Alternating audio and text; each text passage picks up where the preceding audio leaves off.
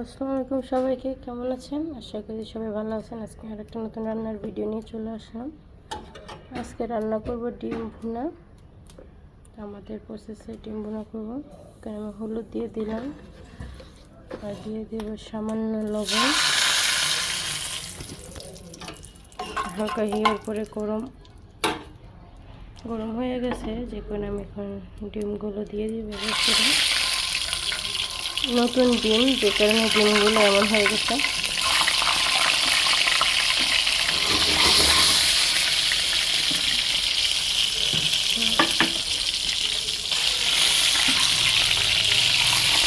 ভেঙে গেছে ডিমগুলো, একটু হালকা ভেজে নিচ্ছি আমি। আমাদের ওই চুলাটা একটু সমস্যা হয়েছে, যে কারণে আর এক চুলায় রান্না করতেছি।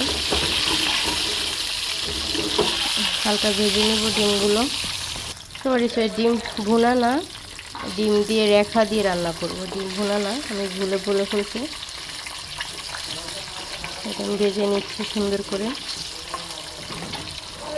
আমার ডিমগুলো ভাজা শেষ, এখন আমি উঠাই ফেলবো।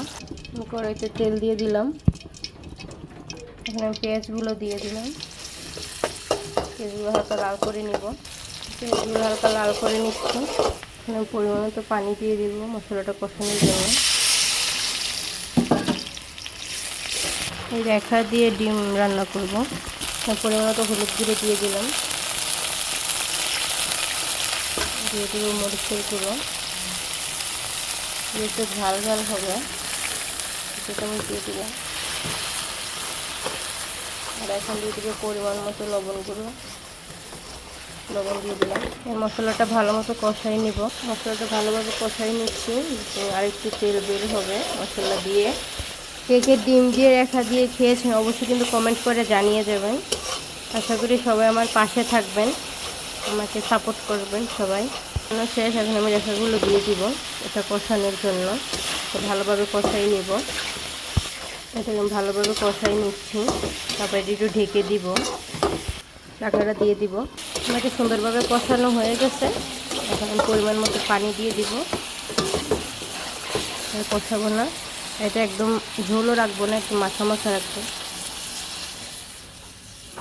এখন পানি দিয়ে দিলাম একদম পরিমাণ মতো,